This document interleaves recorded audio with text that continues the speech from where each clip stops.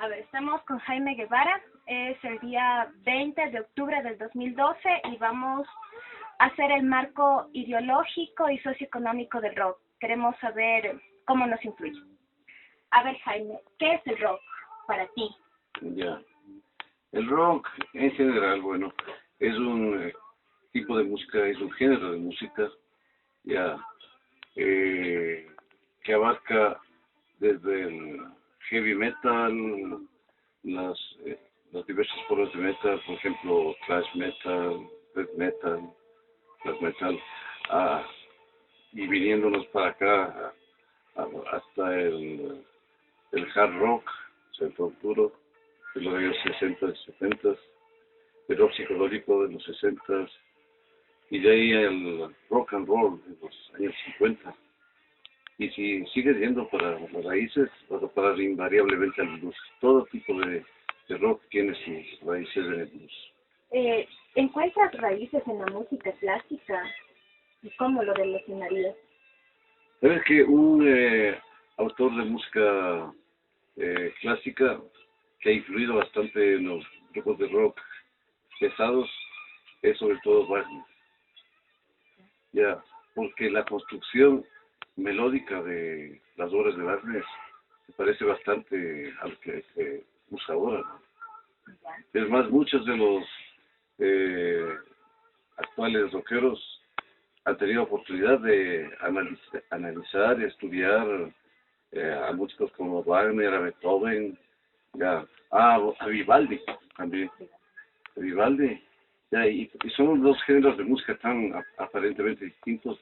Sin embargo, tú les preguntas, bueno, ¿y por qué te inspiraste? Dice, bueno, viene el movimiento de apertura, luego viene un movimiento de desarrollo, luego un movimiento de culminación y finalmente un movimiento descendente. ¿Qué influencias filosóficas ha recibido el rock? Desde Herbert Marcuse, el filósofo importantísimo de los años 60 y 70, hasta un poquito antes de los años 50, los poetas filósofos de la generación Beat, o Beat. ¿En qué les ha influenciado?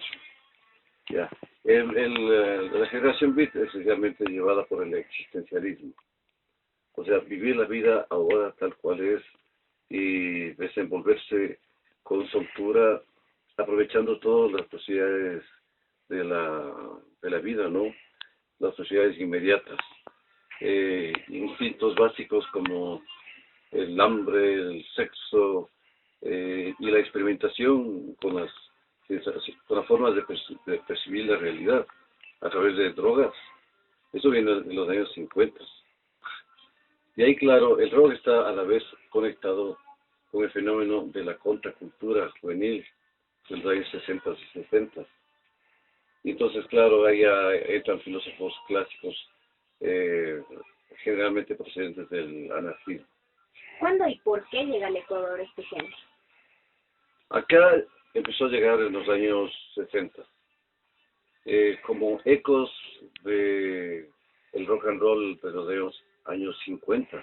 Pues los primeros que incursionaron en el rock and roll fueron jazzistas, ya a finales de los años 50, ya, en que decían, bueno, el rock and roll es una música absolutamente sana, que nos permite una diversión sana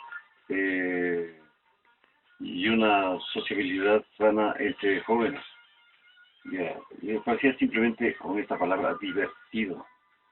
En los años 60 la cosa va tomando otros caracteres porque se va encontrando con las corrientes de rebeldía juvenil contra el sistema imperante. En ese encuentro ya surgen más elementos, ¿no? El elemento poético, por ejemplo.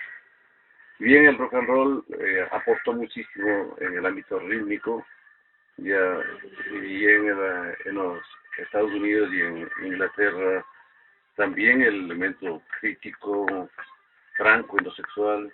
En cambio, en los años 60 ya se encontró con el folk, con el mundo del folk. El mundo del folk es un movimiento creado por el pueblo, folk o folk, significa pueblo, ya, y mucho del folk, esto es gente como Bob Dylan, como Ron Baez, Pete Seeger, Woody Guthrie, gente de los años 40, 30, yéndose para las raíces blancas del rock. Se encuentra mucho de poético, pero hay mucho de crítico. Ese encuentro entre las dos corrientes, ya, entre lo rítmico y lo poético, hace surgir el rock de los 60. En los 60 sí ocurre la gran explosión. Tú ves una filmación del Festival de Woodstock en el año 69, en agosto del 69, y te encuentras con que sí, estaba presente Jimi Hendrix, estaba presente Janis Joplin, pero también estaba presente Santana, que fusionaba la música latina con blues, y encuentra también a la vez folk en las voces de Arlo Guthrie, de Crosby, Stills and Nash. ¿Cómo era visto en ese entonces el rock y cómo es visto ahora? En los años 60, aquí prácticamente estaba recién apareciendo, te digo, a través de intérpretes mexicanos, españoles y argentinos. Así fuimos conociendo la música de ellos. Y Pero grupos, la sociedad, ¿cómo les veía? ¿Cómo se figuraba al rockero, al rock and rollero? en los años 60, ojo que estoy hablando de los años 60 aquí, no en el llamado primer mundo, ¿no? Sino aquí, en nuestra realidad. Aquí todavía se les veía a los rockeros bajo la denominación más bien de nueva oleros. ¿Por qué nueva oleros? Porque decían que es una nueva ola de jóvenes la que se está haciendo presente con su música y con su moda.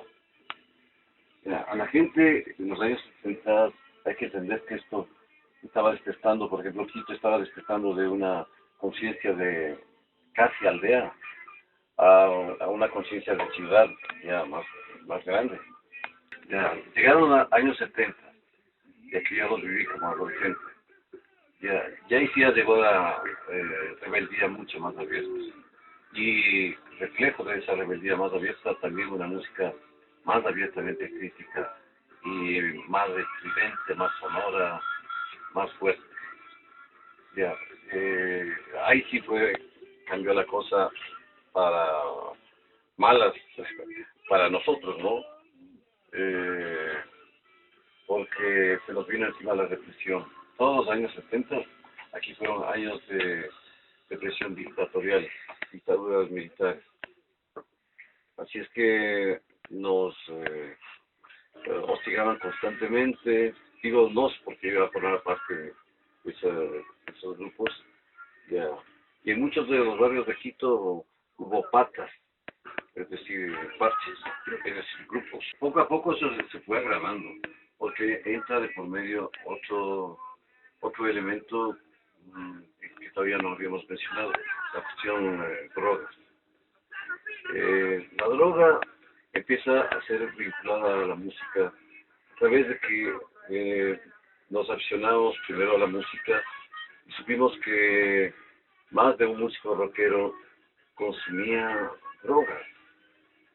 Y creo que también gran parte de la connotación negativa de ese elemento lo trajo la prensa amarillenta, ¿no?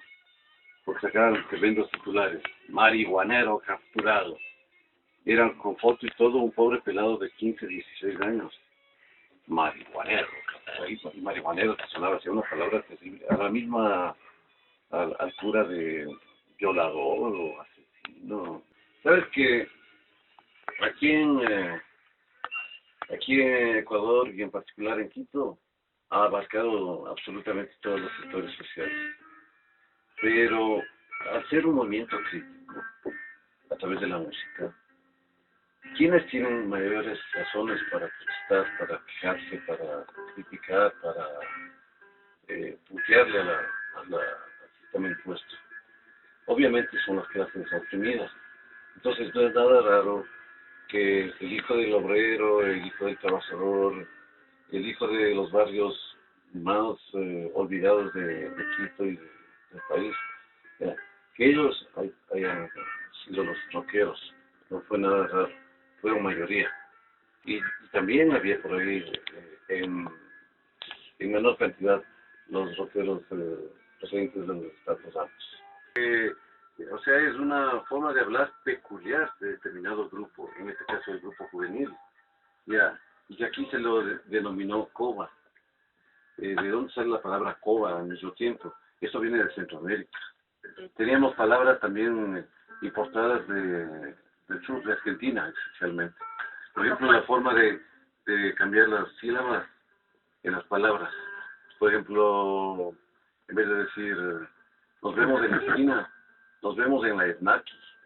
La forma de hablar cambiaba totalmente el pensamiento de ustedes. Y ahí nos vino, por ejemplo, muchas de las palabras, lo de una tamuda.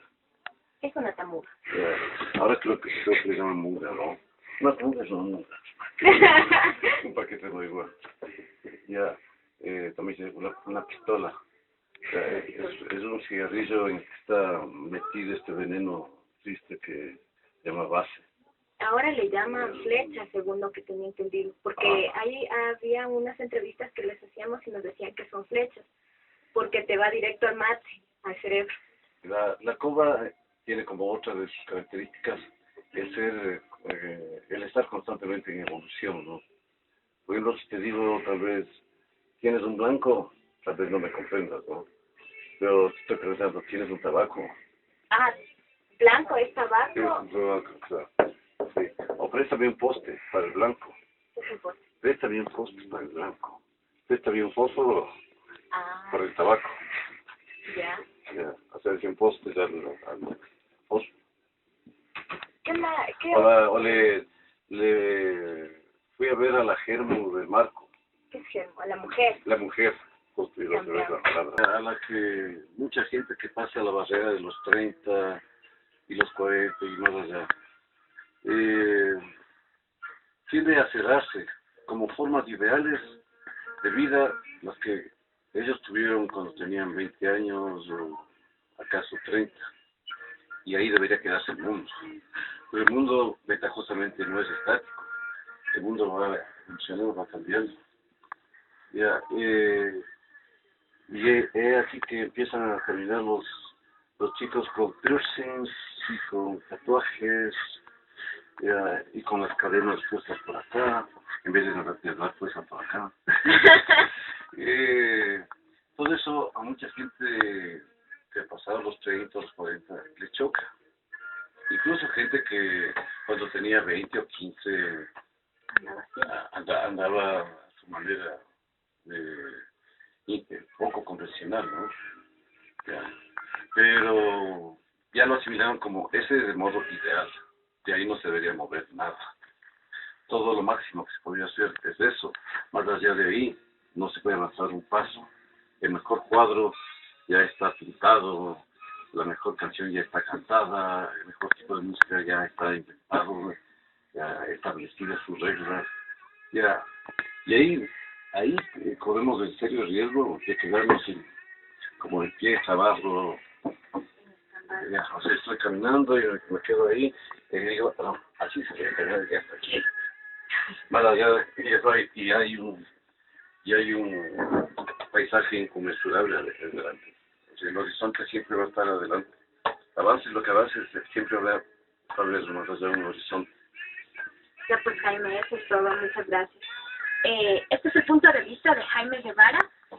Entendemos muy bien la ideología y la psicología de los rockeros y nos damos cuenta de que el habla es distinta en todos sus tiempos, en todas las generaciones y que va a seguir cambiando mientras el mundo siga girando. Gracias. Oye, ¿sabes qué? Hablamos poco del atuendo. ¿Qué significado tiene la vestimenta y el cabello en los rockeros?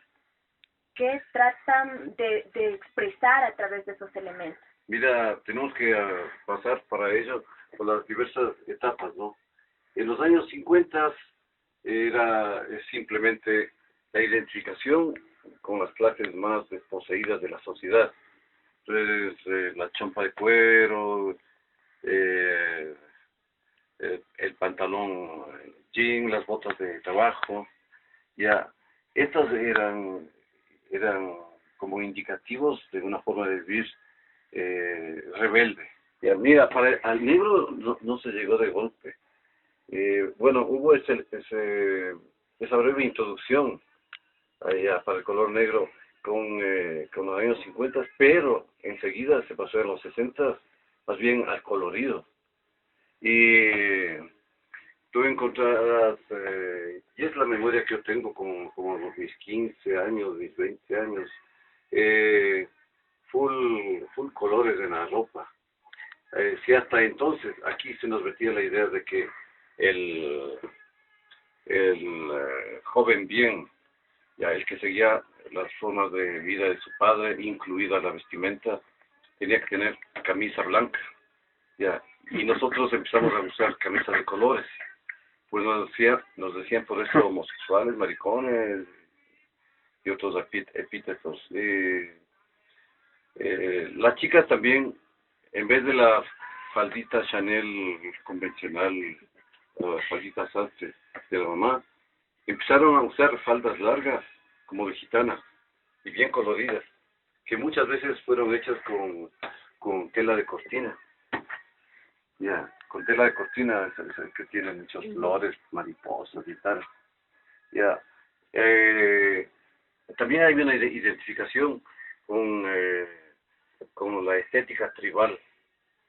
Esto es con las estéticas nativas de los indígenas de aquí, desde luego, pero también de Estados Unidos y de Europa.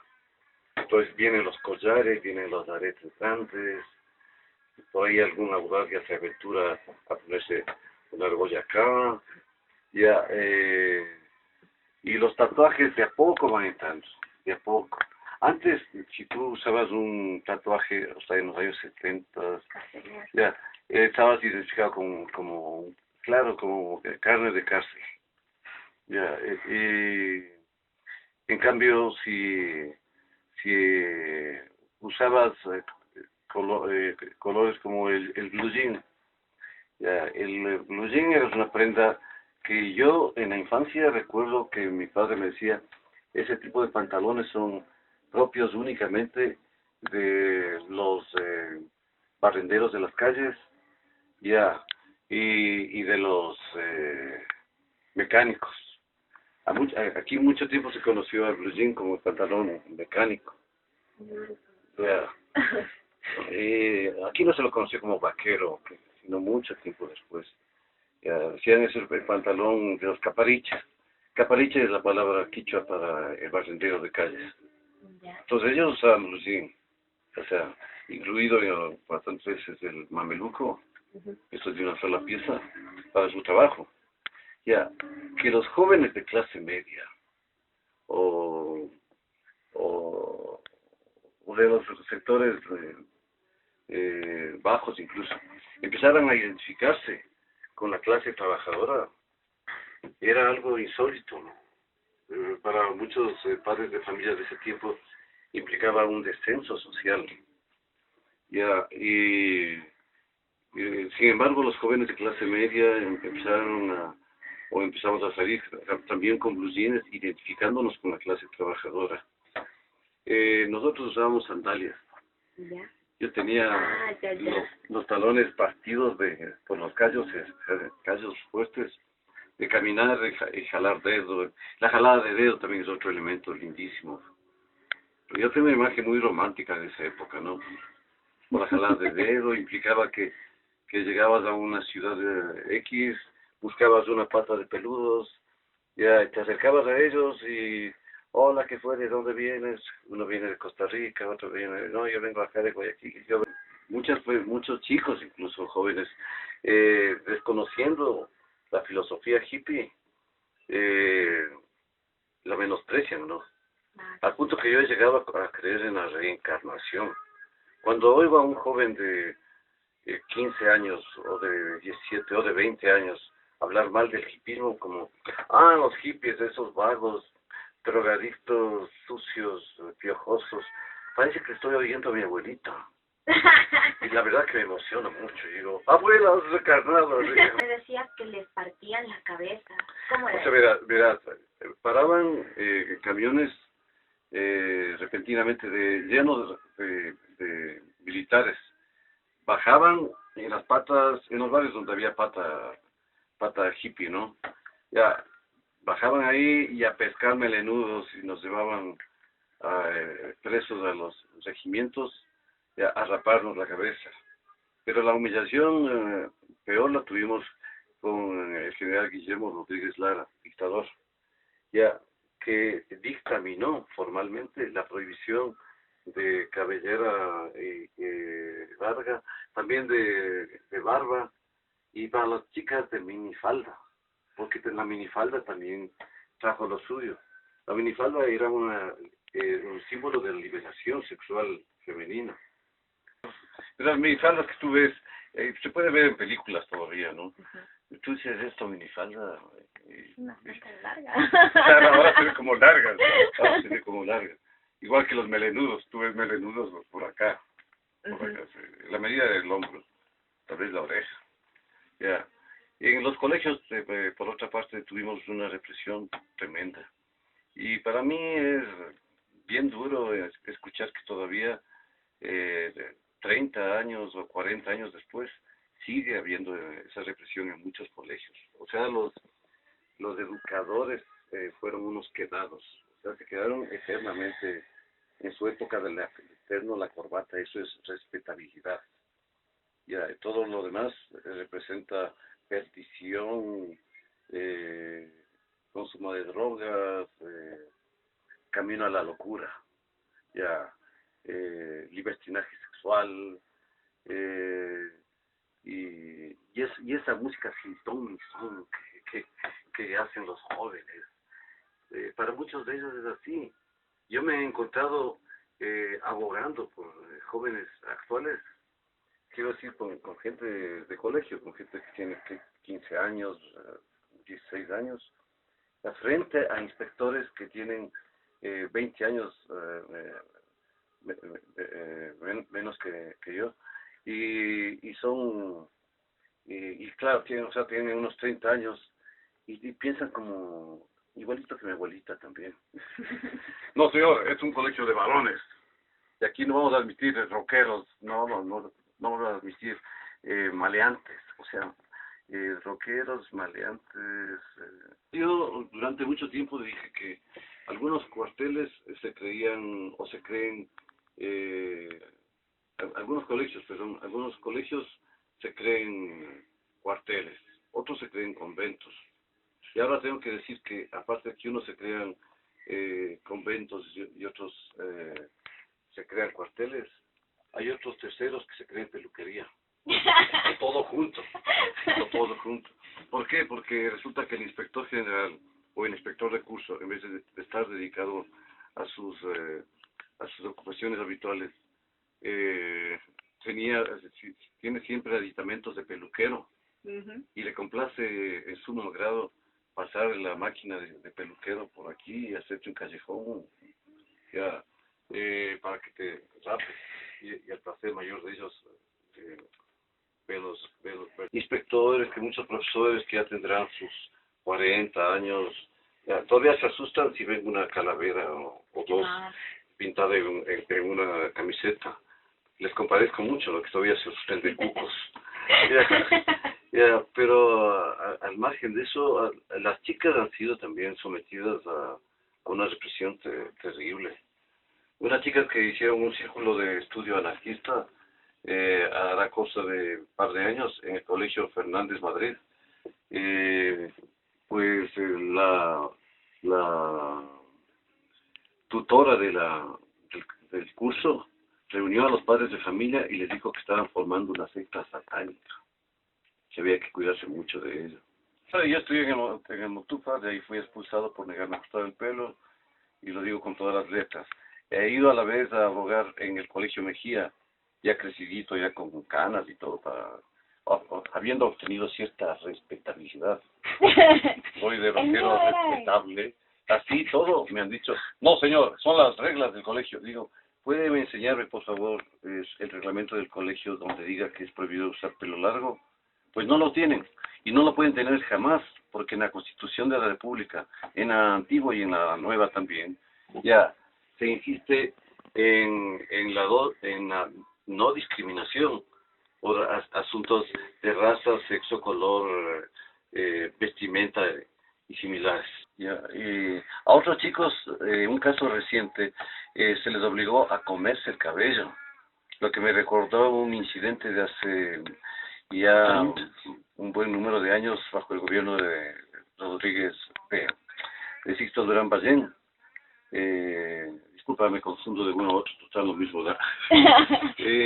Durán Ballén, en que cogieron 100 rockeros en la ciudadela Los Tres Juanes de allá de la ciudad de Ambato, ya, les cogieron militares, les llevaron a un cuartel y les raparon y les obligaron a comerse el cabello.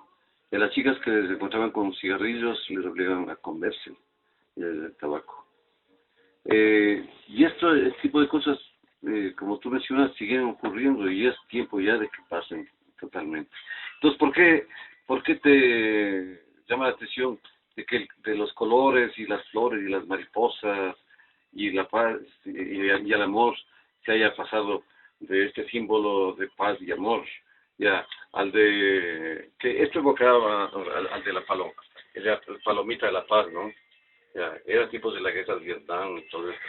Ya de acá se pasó a esto otro, ya el símbolo del diablo y también el símbolo del alejamiento, ya y el de rechazo también, quita de aquí. Ya se pasó al color negro, porque la juventud tal vez de los años 60 tenía la esperanza de que llegada la época de Acuario, de la cual se hablaba como una época de esperanza, de amor, ya pues se desbarató a golpe de bombazos, no se le derrotó al sistema, salvo quizás se avanzó en ciertos espacios de libertad, sin duda. Sí, porque los bares que ahora tienes acá en Quito, en la zona, ya, o los festivales de rock que se hacen en todo el Ecuador, ya, hubieran sido impensables en los años 70. Ya, y eso fue conquistado a punta de sudor, de lágrimas, y hasta de sangre, porque algunos chicos los llegaron a matar por no dejarse cortar el pelo. Ya. Entonces, claro, se llegó a una visión oscura de la realidad, y ahí el color negro. Ya. Para mí, como anarquista que soy, pues el negro está relacionado con la bandera negra del anarquismo. Esto es ni Dios ni amo. El lema, ni Dios ni amo. Ya, claro, Miguel Bakunin es uno de los teóricos más célebres, Pedro Kropotkin, Enrique Malatesta. Entonces no hay que extrañarse que los jóvenes ahora estén constituyendo una especie de mar negro. Ya, cuando sales de un concierto desde el escenario y ves este mar negro, esa marea negra ahí, es para mí, la verdad, súper emocionante, porque ver que después de 30, después de 40 años en que hubo represión durísima y que sigue habiendo represión, los jóvenes insisten en decir su palabra, los jóvenes de las diferentes generaciones.